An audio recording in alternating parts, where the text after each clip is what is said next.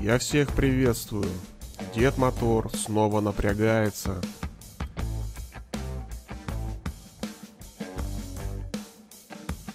В этом видео мы вспомним про одну очень выдающуюся в прошлом бодибилдерскую четырехкратную олимпийскую котлету.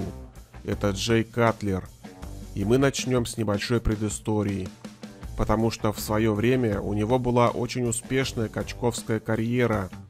Он много лет стабильно занимал вторую строчку в мировом рейтинге бодибилдеров. Его самым главным и основным конкурентом на пути к многократным победам на турнире Мистер Олимпия являлся всем известный генетически одаренный монстр массы Ронни Коллиман. Но Джей не сдавался и упорно продолжал бодаться и пыжиться с этим чернокожим мышечным феноменом. За такую большую упертость фанаты Катлера прозвали его «последней белой надеждой Америки». Ведь самой заветной целью у Джея было во что бы то ни стало стать мистером Олимпия. Ради такого дела он в 2005 году даже пропустил не менее престижный турнир Арнольд Классик и был там основным претендентом на победу. И только лишь в 2006 году, после мучительных титанических усилий, у Джея Катлера наконец-таки получается свергнуть постаревшего к тому времени короля бодибилдинга Ронни Коллмана с его насиженного за 8 лет трона. А затем Джей и в последующий год подтвердил свой статус самого передового бодибилдера на турнире Мистер Олимпия, хотя итоги того шоу были очень спорные. Но в 2008 году у котлеты что-то не заладилось, и ему пришлось уступить свой титул новой звезде всея качалок Декстеру Джексону. Однако Катлер после этого не стал опускать руки и решил как следует подкачаться на следующий 2009 год. И у него это получилось очень удачно. Впервые за всю историю Олимпии проигравшему мистеру вновь удается стать первым и заполучить статуэтку Сандова. Потом еще в следующем 2010 году Котлета вновь смог подняться на высшую ступень олимпийского качковского пьедестала. Ну а потом в 2011 году Катлер передает свой титул лучшего культуриста планеты своему ученику Филу Хиту, ведь он помогал ему начиная с 2003 года, когда заметил его на одном любительском турнирчике и буквально за 3 года вывел его на мировой уровень и еще через 5 лет подготовил себе замену.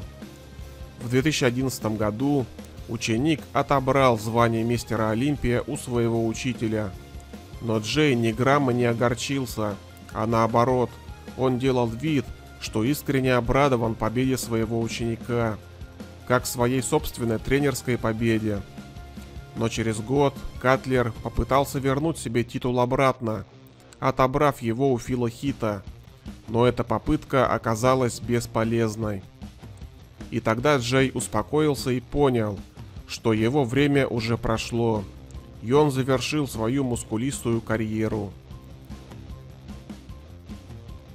Однако, несмотря на то, что на сегодняшний день Катлер уже давным-давно ни на каких соревнованиях не выступает, он все равно остался верен своему качковскому делу.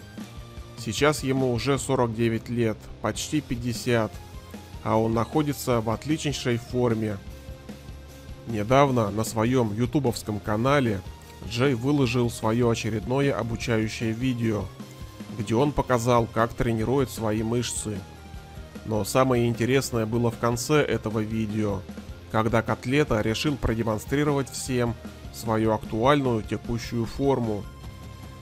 Затем 49-летний бодибилдер пояснил, что сейчас он проходит через программу трансформации, потому что ему хочется встретить свое 50-летие в очень хорошей физической форме. Полтинник ему исполнится 3 августа. А вот фанаты Катлера еще уговаривают его в честь такого дела также принять участие на турнире Мастерс Олимпия 2023 года, который как раз будет проходить через 3 недели в Румынии, после Катлеровского дня рождения.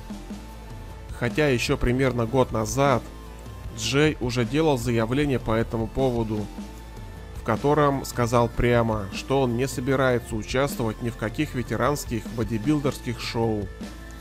Но несмотря на это, нам, как любителям культуризма, будет очень интересно понаблюдать, до каких кондиций к своему 50-летию сможет довести себя бывший мистер Олимпия.